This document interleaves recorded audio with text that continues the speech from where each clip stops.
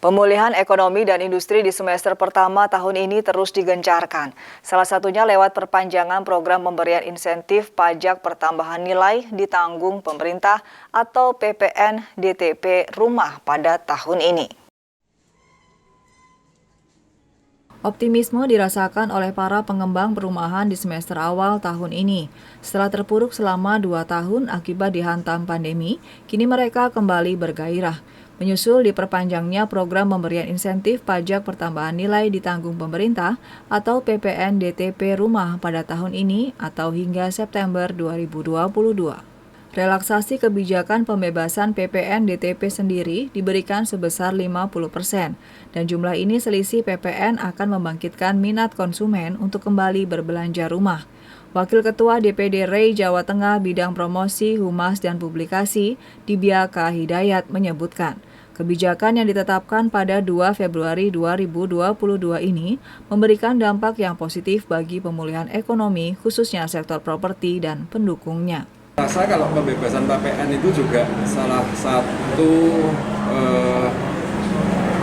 satu tindakan yang sangat brilian dari pemerintah ya, karena misalkan seperti developer hanya developer yang dibebaskan PPN, tapi stakeholdernya itu kan semua masih mengandung unsur pajak, sehingga sekian ratus sektor usaha yang berkaitan dengan properti, yang berkaitan dengan perumahan akan berjalan, termasuk dari material dasar, pabrikan dan lain-lain, itu semua ikut berputar. Nah, perputaran ini yang akan menghasilkan yang akan membuat perekonomian lebih liquid ya. Optimisme ini terlihat dari pemberian PPN DTP di pertengahan tahun lalu, yang juga terbukti mendorong penjualan properti meski masih belum tinggi dan masih di masa pandemi.